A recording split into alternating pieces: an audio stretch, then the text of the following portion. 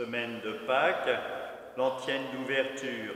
Il est digne l'agneau qui a été immolé de recevoir puissance, divinité, sagesse, force et honneur. Alléluia. Première lecture, lecture du livre des Actes des Apôtres, chapitre 9, verset 20.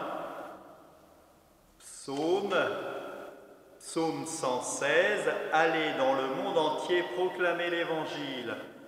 Antienne de l'évangile, qui mange ma chair et boit mon sang demeure en moi et moi en lui, dit le Seigneur.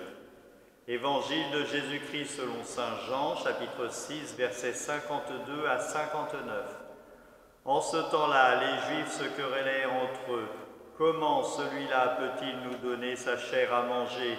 Jésus leur dit alors, Amen, Amen, je vous le dis, si vous ne mangez pas la chair du Fils de l'homme, si vous ne buvez pas son sang, vous n'aurez pas la vie en vous. Celui qui mange ma chair et boit mon sang a la vie éternelle, et moi je le ressusciterai au dernier jour. En effet, ma chair est la vraie nourriture et mon sang est la vraie boisson. Celui qui mange ma chair et boit mon sang demeure en moi et moi je demeure en lui.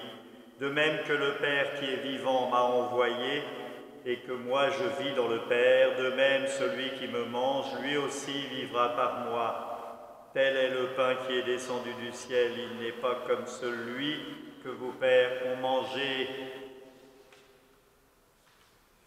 Eux, ils sont morts, celui qui mange ce pain vivra éternellement.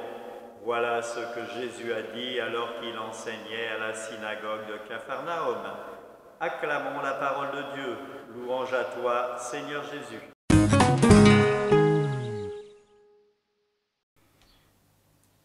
La première lecture nous fait arriver à la conversion de saint Paul. Nous avons hier la conversion de l'eunuque et le baptême de l'eunuque. Là, nous avons la conversion de saint Paul et son baptême. Une conversion qui marqua saint Paul à vie. Cette rencontre avec le Christ est pour saint Paul le début de son entrée comme pilier de l'Église. Il va faire de cette rencontre quelque chose de très fort et il va appuyer toute sa vie de foi sur cette rencontre. L'Évangile, lui, nous parle du pain de vie.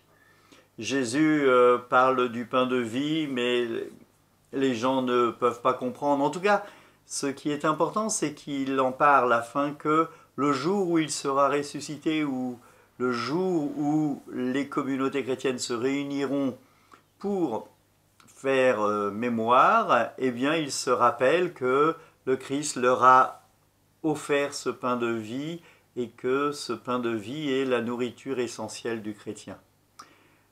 Nous en sommes pour la plupart privés en ce moment, mais il y a cette communion spirituelle dont je vous ai déjà parlé mardi, mais toute la semaine va avoir cette coloration du pain de vie.